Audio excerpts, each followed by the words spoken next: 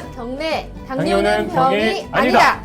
오연상의 당뇨교실 2교시에 오신 여러분들 환영합니다. 오늘도 여러분과 함께 공부할 김희영입니다.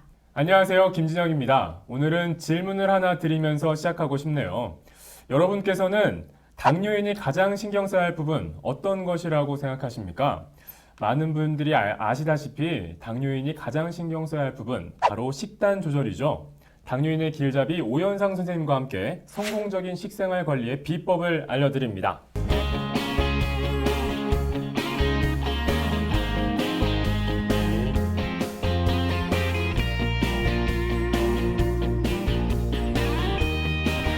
당뇨도 종류가 좀 있을 것 같은데 어떤 종류가 있는지 설명 좀 해주시죠. 네, 예전부터 이제 1형 당뇨, 2형 당뇨, 임신성 당뇨 이렇게 크게 셋으로 나누고 그 네. 외에 기타 당뇨 이런 식으로 나누는 게 보통입니다. 네. 1형 당뇨라는 것은 10살에서 20살 이전, 그러니까 청소년기에 아이들이 걸리게 되는데 네.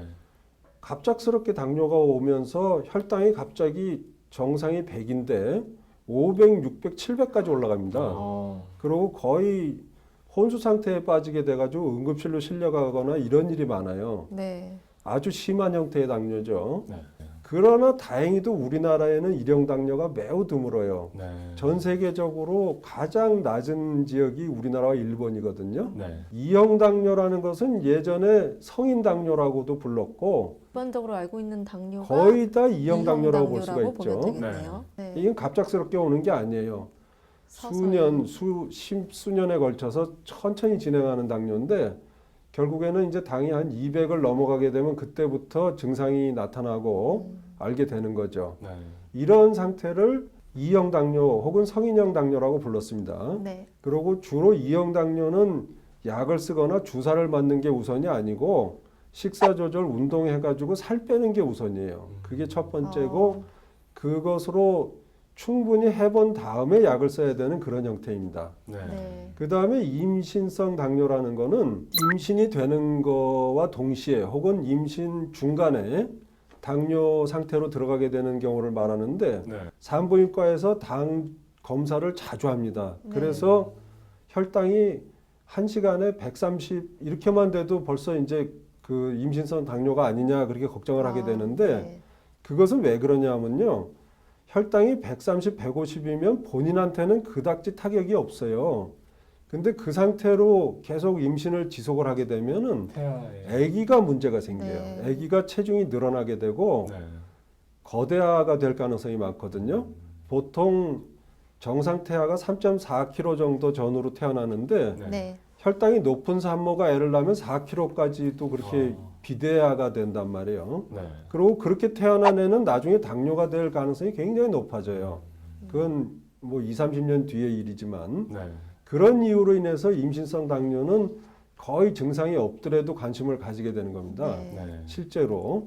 그리고 이렇게 임신성 당뇨로 진단이 됐던 임산부는 아기를 낳고 나면 정상으로 돌아가는 게 대부분이에요. 네. 네. 그렇긴 하지만은 5년에서 10년이라는 세월이 경과가 되면은 그 중에서 당뇨로 진전되는 경우가 30, 40% 정도 되거든요. 아, 네. 꽤 그거는 많은 수치네요. 일반 인구보다 훨씬 많은 수치예요. 네. 그래서 관심을 가지는 겁니다. 그런데 오늘 특강 주제인 맛과 당뇨는 어떤 관계인가요?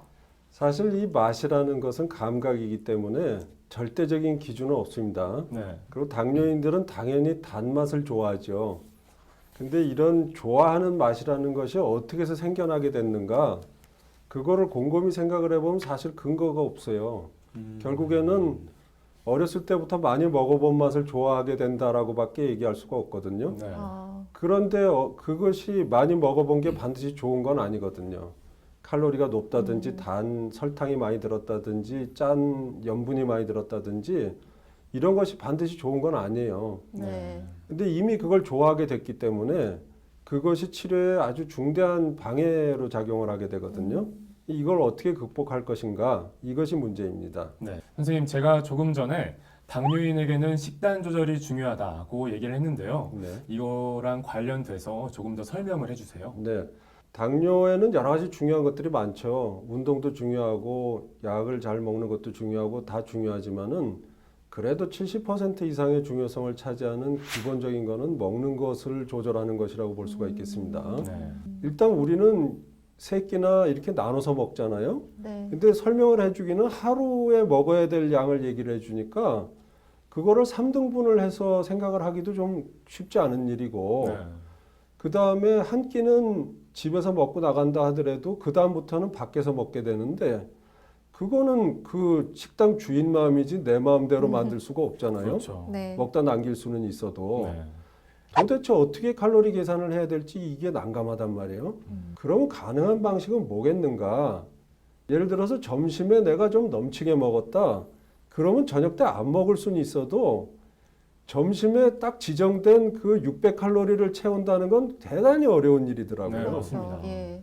그래서 그렇게 전체적인 하루의 양을 맞추기 위해서 최종 식사를 할 거냐 말 거냐 반만 할 거냐를 정할 수는 있고 그걸 몇 시에 할 거냐를 정할 수는 있지만은 거기에 지정된 대로 세 끼를 똑같이 먹는다는 건 대단히 어렵다는 얘기죠. 네. 네. 그러니까 현실적으로 좀 가능한 방법의 네, 식단 네. 조절이 필요하다 네, 이런 네. 말씀이시죠. 네. 그러면 좀 궁금한 게 우리가 먹는 음식들이 그럼 모두 당뇨의 원인이 될 수도 있는 건가요? 체질도 중요한 역할을 하고 네.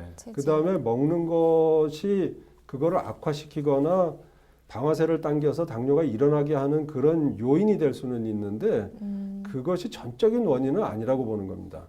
그런데 선생님, 그러면 혈당이 올라가면 어떤 증상들이 있는지 한번 알아봤으면 좋겠는데요. 150, 160까지는 진단 기준에서 보면 분명히 당뇨일 수 있습니다. 공복 네. 시에는. 그렇지만 그때까지는 당뇨이지만 당뇨가 없는 상태예요. 아직 소변에는 안 나오는 상태. 네. 특별한 증상이 없는 예, 상태. 그렇게 되면 증상도 없어요. 네. 근데 당이 180을 넘어서 혈당이 180을 넘어서 소변으로 나가기 시작하잖아요. 그러면 당이라는 건 물에 녹아야 나가는 거지 소변으로 덩어리가 나올 수는 없잖아요. 네. 그러니까 알다시피 당이 많아지면 많아질수록 그걸 녹여내려는 소변의 양이 많아질 수밖에 없잖아요. 네. 예를 들어서 설탕 한 숟갈이 나오면은 차 한 잔 분량이라도 녹여 나오겠죠. 네. 그렇지만 밥 한 공기 분량의 설탕이 나온다면은 소변이 한 대야는 돼야 되겠죠. 그래야 녹을 거 아니겠어요? 네. 그러니까 하루에 한 대야의 소변이 나온다 그러면은 10리터쯤 되는 거잖아요. 네. 그러면 1시간에 한 번 가야죠. 정신없이 가야죠. 아, 밤에도 5번 일어나야 되는 겁니다. 그럼 그런 경우에 탈수가 생길 수도 그렇죠. 있겠네요. 그래서 이런 현상을 소변을 많이 보기 때문에 단뇨. 네. 그렇게 되면 탈수가 되니까 갈증이 나잖아요. 네. 그 뭐든지 물을 마시게 돼요. 또 한 가지 측면으로 보면은 밥을 3그릇을 먹었는데 한 그릇 분량은 당뇨로 빠져나갔다. 그럼 실제로 내가 먹은 밥은 2그릇밖에 안 되는 거거든요. 네. 그럼 배가 고플 거 아니겠어요? 그러면 밥을 더 먹으려고 그러죠. 네. 4그릇, 5그릇을 먹으려고 그러는데 그렇게 먹으면 또 빠져나가는 양 자체가 늘어나거든요. 당뇨 네. 현상이 더 심해진단 말이에요. 그러니까 결국에는 배고픈 건 여전히 배고프면서 먹는 양만 늘어나는 겁니다. 네. 이 현상을 다식이라고 하죠. 네. 아, 그게 어느 정도 심해지면 결국 처음에는 뚱뚱했던 사람이 살이 빠지게 돼요. 네. 소변으로 나가는 당이 굉장히 많아지면 대략 혈당으로는 300을 넘어가기 시작하면 살이 빠지기 시작을 하는데 이렇게 되면 체중 감소가 일어나죠. 네. 그래서 3가지가 많고 1가지가 적어진다고 그래서 단뇨 다음 다식의 체중 감소, 3다. 3다 일소라고 그러죠. 삼다일소. 우리가 일반적으로 당 떨어진다 이런 말 되게 많이 하거든요. 네. 그러면 사람들이 초콜릿 같은 좀 단 성분들을 많이 네. 찾게 되는데 정상인이라면 우리 몸에서 당을 떨어뜨리는 인슐린이라는 호르몬이 있듯이 그 당을 올리는 호르몬도 여러 가지가 있어요. 네. 글루카곤이라든지 뭐 코티솔이라든지 에피네프린, 아드레날린 뭐 이런 것들이 있기 때문에 정상인은 70 이하로 당이 안 떨어져요. 네. 그러니까 조금만 기다리면은 그 배고픔이 지나가는데 네. 그걸 못 참고 먹어버리는 거죠. 그러면 당 떨어져 이렇게 느낄 때 안 먹고 그냥 기다려도 된다는 말씀이신 거죠? 그렇죠. 그러면은 몸 안에 저장돼 있던 글리코겐 그거를 분해를 해서 당을 인출을 하든지 네. 그게 고갈이 되면은 지방을 깨트리기 시작을 하거든요. 네. 그 순간부터는 배가 안 고픈 거고 살 빼기를 원하시는 분이라면 그 순간부터가 살이 빠지는 순간이에요. 네. 정말 절대 먹으면 안 되겠네요. 중요한 정보가 나왔습니다. 지금 당뇨를 주제로 하고 네. 있지만 다이어트 하시는 분들 배고파도 조금만 참으면 빠집니다. 조금만 배가 참으십시오. 고프다가 배고픔이 멎는 순간, 그 순간 그때가 살이 빠지는 순간이에요. 그걸 네. 참기가 어려운데. 지금까지 혈당 관리가 왜 중요한지 얘기해봤습니다. 선생님, 이제 어떻게 관리해야 될까요? 우선 그 식사 조절에서 맛이라는 것이 도대체 무엇인가 이거에 대해서 한번 생각을 해볼 시간이 된 것 같아요. 네. 이 맛이라는 거는 습관이자 감각이죠. 그렇다면 절대적인 맛이라는 것은 없다라고 봐야 되는데 얼굴이 예쁜 여자가 반드시 착한 사람은 아니잖아요. 네. 네. 그렇듯이 어떤 맛이 굉장히 신기하고 그게 유혹적이라고 그래서 그 맛을 내는 음식이 꼭 좋은 음식이라는 법은 없죠. 네. 맞습니다. 오히려 그 반대일 가능성이 더 많죠. 아, 그렇기 때문에 옛날 사람들이 말하기를 훌륭한 사람들이 교제를 하면은 그 사귐이 물처럼 담담한데 네. 얄팍한 사람들이 사귀게 되면 그 사귀는 게 꿀처럼 달다라는 말을 했거든요. 그러니까 결국에는 진짜로 좋은 것은 아주 담담한 맛이로되 네. 그게 아주 강력한 맛이고 유혹적인 맛이면은 위험일 가능성이 많다 그런 뜻이 되겠습니다. 네. 네. 그러니까 지금까지는 여러분들이 아마도 내가 좋아하는 거다. 그럼 저거는 단맛이다. 그러면 실제로 그게 단맛인지 아닌지도 보지도 않고 그냥 삼켜버렸을 거예요. 네. 이미 그거는 맛있는 걸로 돼 있으니까. 네. 네. 그게 잘못됐다는 거죠. 그러니까 여러분들이 맛을 즐기는 식도락가라고 치더라도 그 음식을 배가 부를 때까지 먹어버리면 그 맛에 둔해지는 겁니다. 그러니까 그 맛을 즐기는 게 아니죠. 네. 맛을 본다라는 게 이것이 나에게 어떠한 작용을 할 것인가를 생각해 본다는 뜻이거든요. 네. 그러니까 일단은 음식을 앞에 대하면 이게 어떻게 작용을 할 건가 생각을 해봐야죠. 그리고 조금만 떼어서 맛을 봐야죠. 네. 굉장히 경건해지는데요, 음식 앞에서. 여러분들 어려서부터 제일 많이 들은 말이 공부 잘해라죠. 네. 공부라는 게 근데 무슨 뜻인지 아시나요? 공부가 뭐라고 생각하세요? 지식을 습득하는 것. 네, 뭐라고 생각하세요? 그 수능 잘 보라는 것 정도네요. 네. 네. 그것 말이에요. 시험을 틀리지 않고 모험 답안을 적기 위한 정보 수집을 하는 거지 그건 공부가 아니에요. 그렇기 때문에 당뇨가 있으면은 밥을 100칼로리, 300칼로리 먹어야 된다. 이건 공부가 아니에요. 정보 수집이지. 네. 그거 가지고는 도움이 안 돼요. 결국에 당뇨 식사 조절이라는 거는 먹어보고 그 다음에 재보고 안 되면 어떻게 해야 되는지 바꿔보고 그걸 계속 반복을 해서 맞아 들어갈 때까지 하는 거예요. 네. 시행착오를 겪고 그렇죠. 직접 실행을 해야 한다 이런 말씀이시죠. 그것이 당뇨 꿍푸라는 겁니다. 공부. 네. 그 중국 사람들은 공부를 뭐라고 발음하는지 아세요? 꿍푸라고 그래요. 꿍푸. 네. 꿍푸가 뭐죠? 중국 무술이잖아요. 무술. 네. 그거를 1000번 만번 반복하는 동안에 그거를 임기응변으로 바꿔서 쓸 수 있는 그 능력이 생기는 거예요. 네. 당뇨 식사 조절도 계속 하다 보면은 음식이 계속 천변 만화로 바뀌잖아요. 그 상황에서 내가 대응할 수 있는 능력이 생기는 겁니다.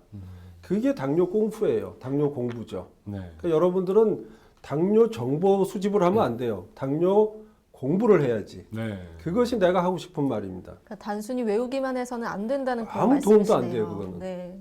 사람마다 정상 혈당을 유지하기 위해서 필요한 칼로리가 다를 수가 있잖아요. 네. 그러니까 자신에 맞는 식단 그리고 식사량을 알기 위해서는 이런저런 시도를 다 해봐야겠네요. 네, 그렇습니다. 선생님 맞죠? 예. 네. 그렇게 함으로써 네. 여러분들이 전에 좋아했던 애인이 있어요. 네. 맛있는 음식을 배부르게 먹는 그 애인을 이제 차버리고 네. 그거를 벗어나야 되는데 다른 애인을 만들지 않으면 못 벗어나요. 그 애인이 여러분의 목표가 돼야 돼요. 정말 좋은 말씀 감사합니다. 이해가 쏙쏙 됩니다. 네. 아무튼 선생님 오늘도 정말 좋은 말씀 감사합니다. 감사합니다. 네. 당뇨인의 길잡이 오연상 선생님과 함께한 당뇨 교실 어떠셨나요?